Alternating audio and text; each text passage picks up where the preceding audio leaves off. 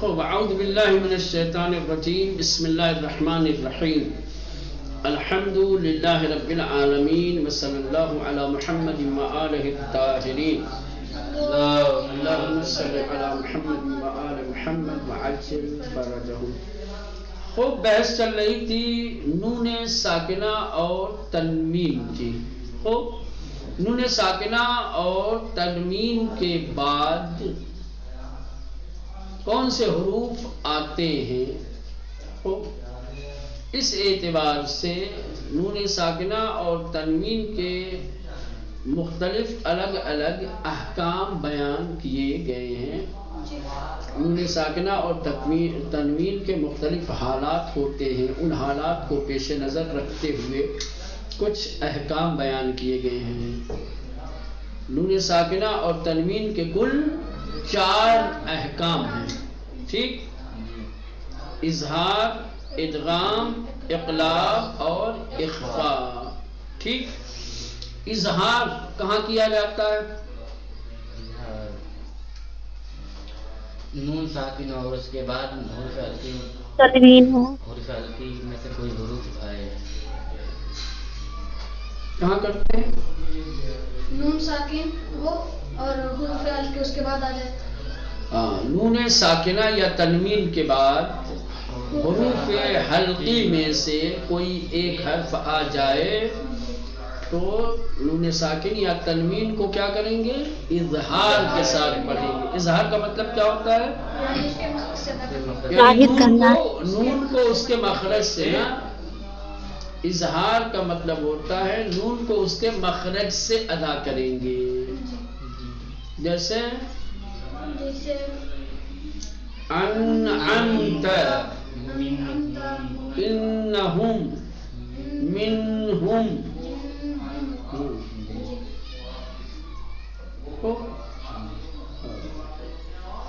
یہ ہو گیا آپ کے اظہار. حروف حلقی کتنے ہیں؟ 6. حروف حلقی کتنے ہیں؟ 6 ہیں. کون کون سے؟ حمزہ، خا، خا، غین اور خا. یہ 6 حروف ہیں. اس کا مطلب یہ ہوا کہ نون ساکنہ یا تنوین کے بعد ان 6 حروف میں سے جن کو حروف حلقی کہا جاتا ہے کوئی بھی ایک حرف آ جائے گا تو اظہار کے ساتھ نون کو یا تنوین کو پڑھیں گے، یعنی اس کے مخرج سے ادا کریں گے. ٹھیک، اظہار کے بعد ادغام. ادغام کے لغوی اور اصطلاحی معنی پہلے بیان کر چکے ہیں. ٹھیک، خوب نون ساکنہ یا تنوین کو کہاں پر ادغام کے ساتھ پڑھتے ہیں؟ جب نون ساکنہ کے بعد بے آ جائے تو اس کو غنہ کے ساتھ پڑھیں گے. کیا کہہ رہا ہوں؟ میں کہہ رہا ہوں کہ نون ساکنہ یا تنوین کو ادغام کے ساتھ کہاں پڑھیں گے؟ کس جگہ؟ نون ساکن یا پھر تنوین کے بعد بے آ جائے. یرملون آ جائے. یرملون میں سے کوئی ایک حرف آ جائے. یرملون 6 حروف. یرملون، یا، را، میم، لام، واو، نون. ان 6 حروف میں سے کوئی ایک حرف اگر نون ساکن یا تنوین کے بعد آئے گا تو ادغام کے ساتھ پڑھیں گے، یعنی نون ساکن کو حذف کر دیں گے، بعد والے کو تشدید دے کر کے پڑھیں گے. ٹھیک، یہ حروف یرملون میں جو نون ساکنہ کو یا تنوین کو ادغام کرتے ہیں تو ادغام کی کتنی قسمیں بنتی ہیں؟ 2. ایک گنہ والی، غیر گنہ. احسن. 2 قسمیں بنتی ہیں، ایک ادغام بالغنہ، ایک ادغام بلا غنہ.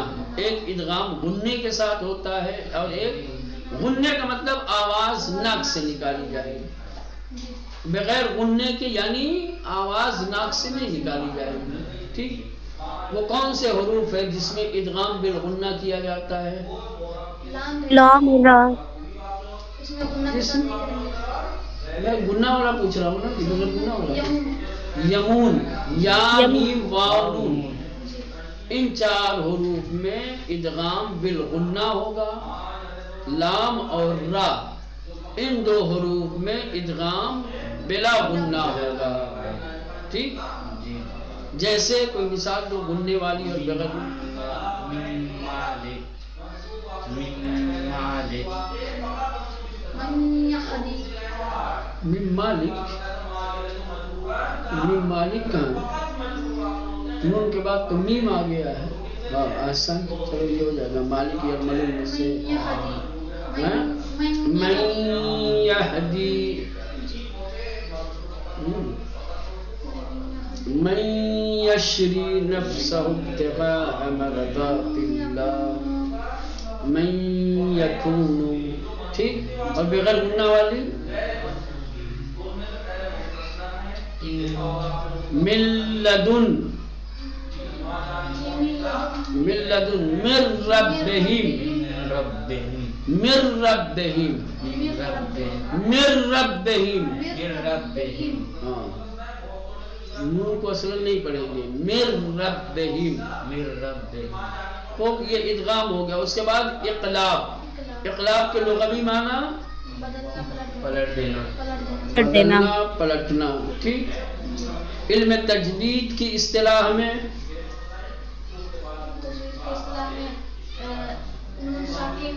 نون کو میم میں بدلنا میم با میم کو نون ساکن کو میم میں بدلنا میم میں بدل دینا خوب یہ کہاں ہوتا ہے اقلاب کہاں ہوتا ہے جب ساکن اس کے بعد بے آتا جب با آتا ہے جب نون ساکن یا تنوین کے بعد با آ جائے تو اقلاب کے ساتھ پڑھیں گے یعنی نون ساکن کو میم میں بدل دیں گے جیسے من بعد من بعدی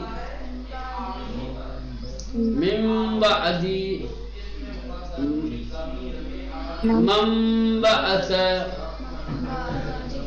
ہے نا ہماری زبان میں آتا ہے منبر لکھا جاتا ہے منبر پڑھا جاتا ہے منبر قنبر پڑھتے ہیں کیا قنبر یہ وہی قاعدہ ہے اقلاب والا تو نون ساکن کے بعد اگر بے آ جائے تو اقلاب کریں گے یعنی با کو میم میں بدل دیں گے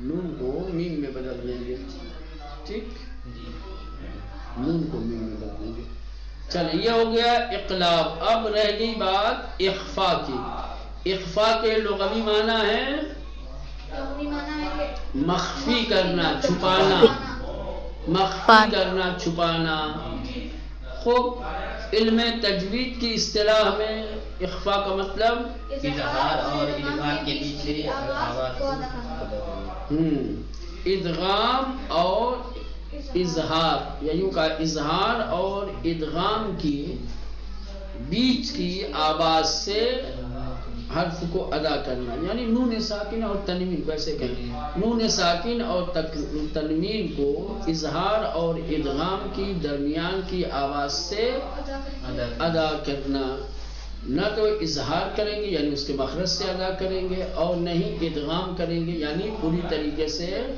حذف کریں گے بلکہ دونوں کے خوب اخفا کرنے کا طریقہ کیا ہے اخفا کرنے کا طریقہ یہ ہے کہ نون کے مخرج کے قریب زبان کو لے جائیں گے ٹھیک اور تھوڑا سا کھینچ کر آواز کو نکالیں گے قریب لے جائیں گے پوری طریقے سے مخرج سے نہیں مہیلا اظہار ہو جائے گا ہاں خوب نون ساکنہ اور تنوین کا اخفا کے ساتھ کہاں پہ پڑھا جاتا ہے کب پڑھا جاتا ہے جب یرملون اور حروف حلقی اور بات کو چھوڑ کر جتنے بھی حروف آتے ہیں تنوین آسان اور نون ساکنہ کے بعد آسان یہ اظہار ادغام اور اخفا جن حروفوں میں ہوتا ہے ان کو چھوڑ کر ہاں آپ کو حروف حلقی یرملون اور با سے جلدی سے کہہ دو نا حروف حلقی یرملون اور با کے علاوہ نون ساکنہ اور تنوین کے بعد کوئی سا بھی حرف آ جائے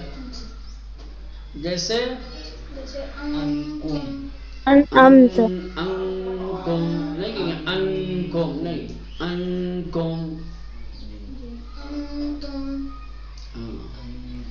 عند اللہ عند عند اللہ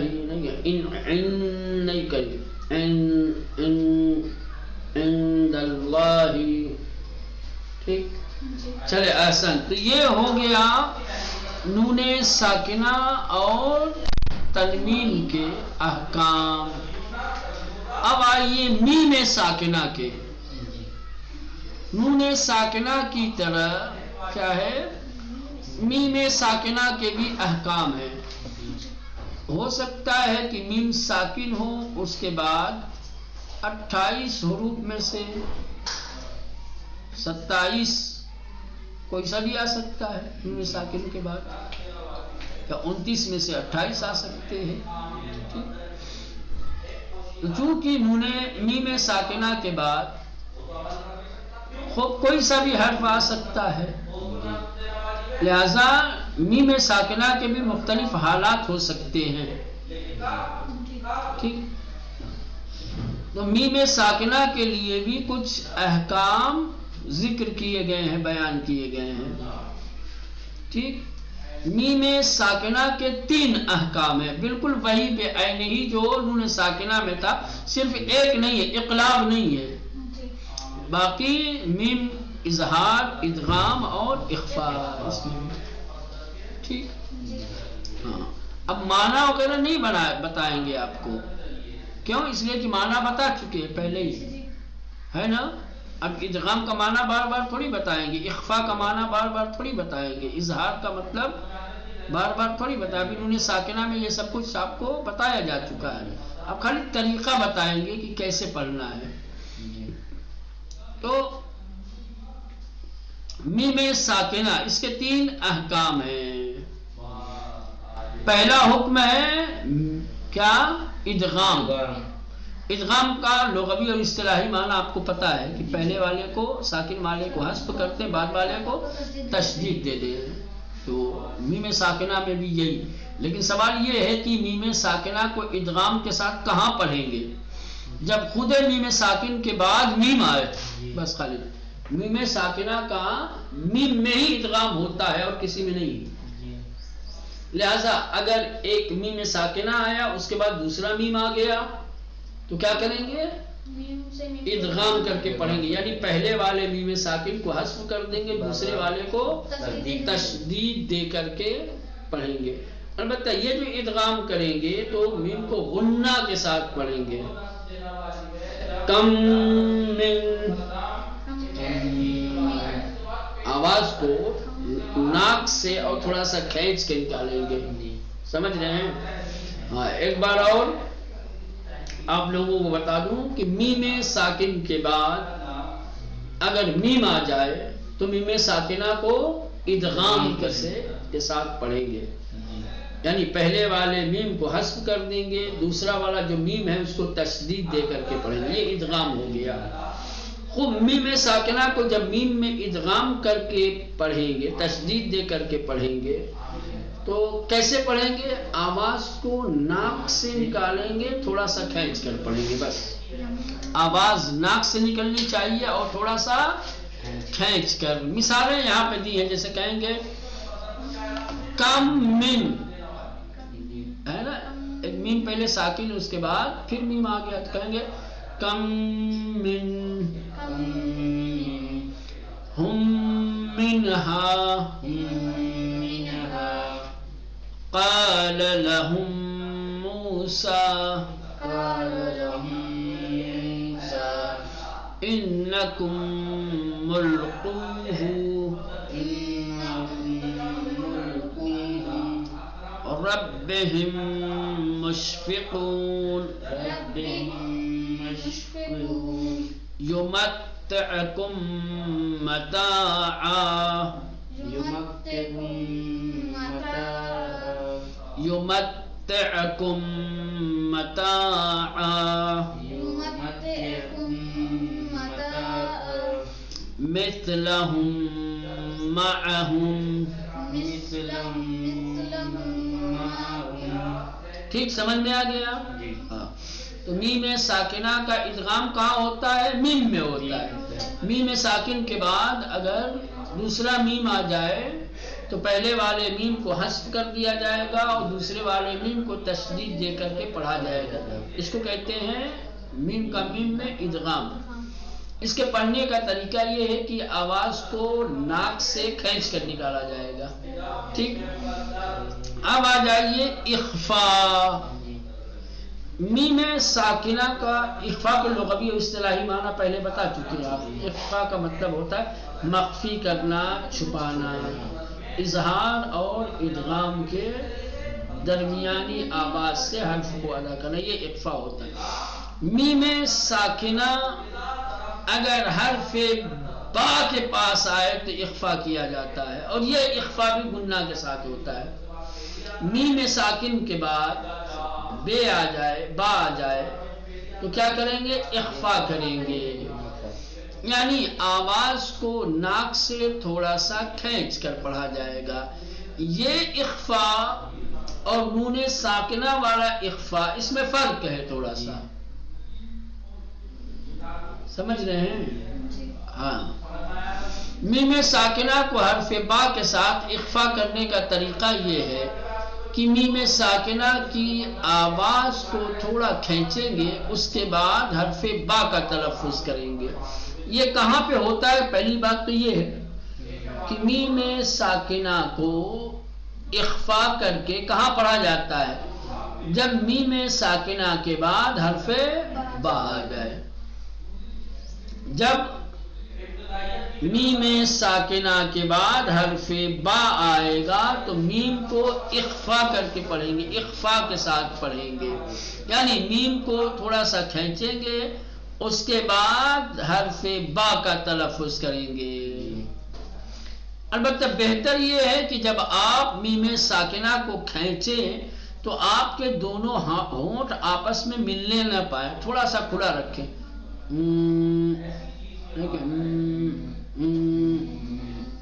دونوں ہونٹوں کو ایک دوسرے کے بالکل قریب لے جائیں، تھوڑی سی جگہ دونوں ہونٹوں کے بیچ میں رکھیں اور پھر میم کو کھینچیں، اس کے بعد فوراً با کو. ٹھیک. کریں کہ اس بات کی طرف توجہ ضروری ہے کہ وہ میم ساکنہ کی جو کہ نون ساکنہ سے بدل کر آیا ہے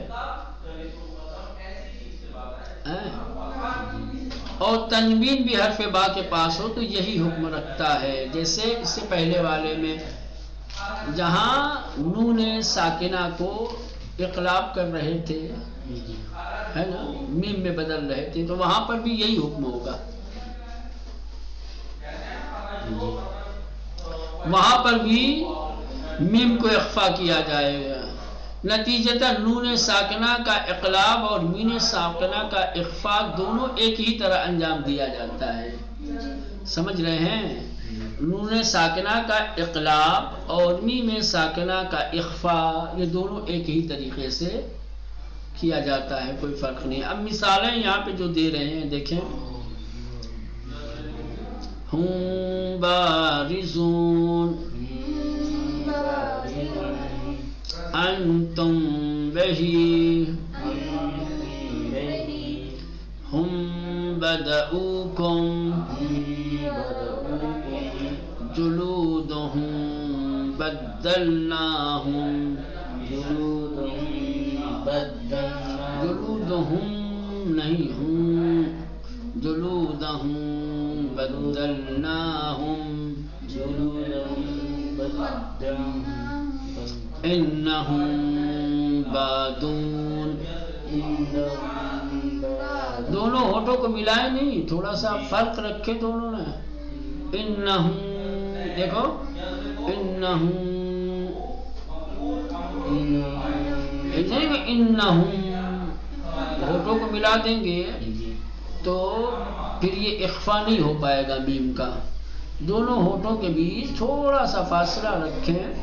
انہم بادون من بعدی، پھر من کہہ رہا من بعدی فمن بدلہ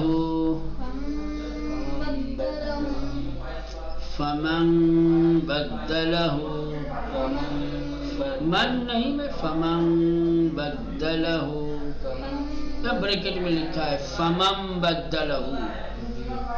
یہاں پہ دونوں قاعدے چلیں گے، ایک تو اقلاب کیونکہ نون ساکن کے بعد با آیا ہے، ٹھیک، اور دوسرے جب وہ میم اب پڑھیں گے، ٹھیک، تو نون تو میم میں بدل جائے گا، پھر میم کے بعد با آ گیا ہے تو اخفا بھی کرنا ہے. تو کہا کہ اقلاب اور اخفا اگر دونوں میم کے ایک بعد ہی نون طریقے سے. ساکنہ، جی میم کے بعد نون ساکنہ ہو اور پھر با ہو تو اخفا ہوگا نہ، ایسے. نون ساکن کے بعد با جب آتا ہے تو اقلاب کرتے کہ نہیں؟ ہاں؟ جی جی ہاں؟ یہ والا تو گویا اگر جب یہ اس مثال میں فمن نون ساکن آ گیا، بدلہ با آ گیا نون ساکن کے بعد، تو پہلے تو اقلاب کریں گے، نون ساکن کو کس سے بدلیں گے؟ میم سے بدلیں گے.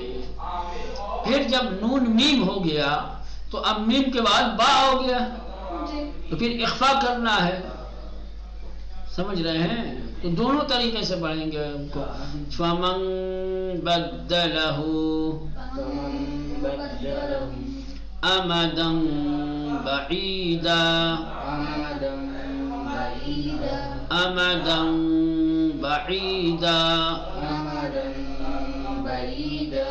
خبیر بما. اصل میں یہ جو مسائل ہے نا، یہ جو آپ لوگوں کو بتا رہے ہیں، یہ بڑی ہنرمندی والی بات ہے، یہ بڑی استادی والی بات ہے. سمجھ رہے ہیں؟ جو قاری قرآن ہوتے ہیں، سمجھ رہے ہیں، جو انٹرنیشنل پیمانے پہ قراءتیں کرتے ہیں، تو یہ باریکیاں وہی لوگ صحیح طریقے سے ادا کر سکتے ہیں، ان باریکیوں کو سمجھ سکتے ہیں اور ان باریکیوں کے ساتھ کیا ہے ان احکام پہ عمل کر سکتے ہیں. ہم لوگوں کے لیے بہت مشکل ہے، سمجھ تو سکتے ہیں لیکن ادا کرنے میں ہم سے بھول چوک ہو سکتی ہے، کیونکہ ہم تمرین نہیں کرتے نا. اور وہ کیا ہے باقاعدہ طور پہ ان کی یہی لائن ہوتی ہے، ان کو یہی سب کرنا ہی ہے، تو بار بار تمرین کر کے اتنے پختہ ہو جاتے ہیں کہ یہ سب چیزیں ان کو پھر سمجھ بوجھ کے اور بڑی توجہ کے ساتھ نہیں، خود بخود یہ جب مسائل آتے ہیں سامنے تو خود بخود ان کی زبان اور جہاں سے ادا ہونا چاہیے وہاں سے خود بخود یہ سب ادا ہوتے ہیں آٹومیٹک. سمجھ رہے ہو؟ چلے تو یہ ہو گیا آپ کے اخفا، میم ساکن کا اخفا. تو میم ساکن کہاں پر اخفا کیا جاتا ہے؟ جب میم ساکن کے بعد با آ جائے. خوب، اخفا کرنے کا طریقہ کیا ہے؟ اخفا کرنے کا طریقہ یہ ہے کہ پہلے میم کو تھوڑا سا کھینچ کر گنہ کے ساتھ ادا کریں گے اور اس کے بعد حرف با کا تلفظ کریں گے. بہتر یہ ہے کہ جب میم ساکنہ کا اخفا کیا جائے تو دونوں ہونٹوں کے درمیان تھوڑی سی جگہ خالی رہے، تھوڑا فاصلہ رہے، دونوں ہونٹ آپس میں ملنے نہ پائیں، بھائیلا یہ اخفا نہیں ہوگا، یہ اظہار ہو جائے گا. میم میم ہے نا، میم نون اور میم کے بیچ کی آواز نکال، نہ پورا میم ہو نہ پورا نون ہو. میم بھی لگے اور نون بھی لگے. چلو بس صورت آگے. اس کے بعد اظہار. اظہار کہاں پہ کیا جائے گا میم ساکنہ کا؟ باقی تمام جگہوں پہ. یہ جو اخفا اور ادغام کی جو جگہیں بتائی ہیں، دیکھیں دو ہی حرف ہوئے،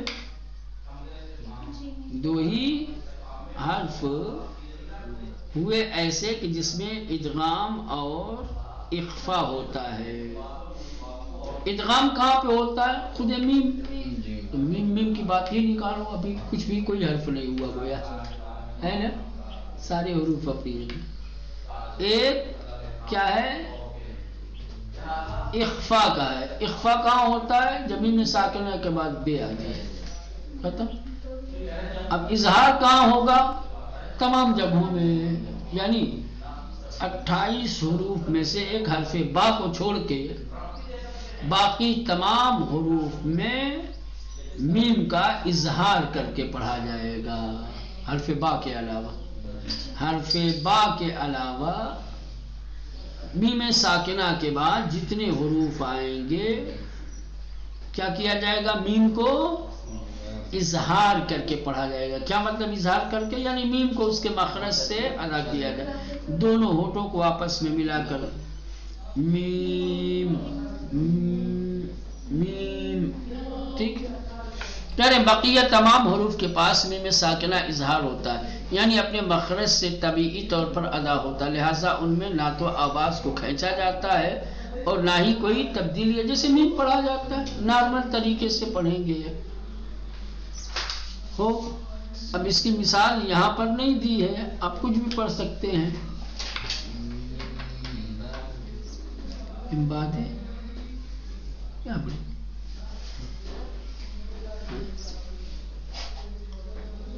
جیسے آپ کا ہم فیہا،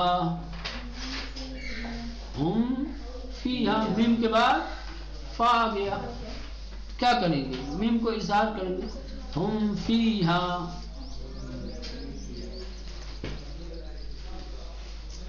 انہم ملاقوکم.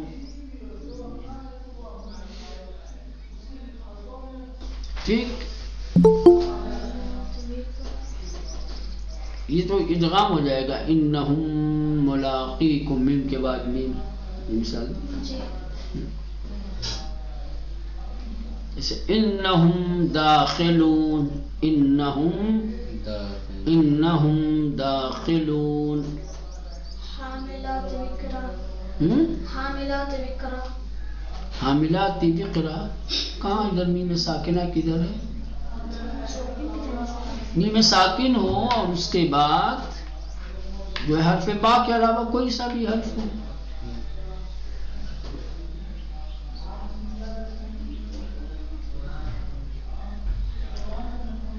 چلے سوالات و تمرینات. اب سوال احکام میں میم ساکنہ کتنے اور کون سے ہیں؟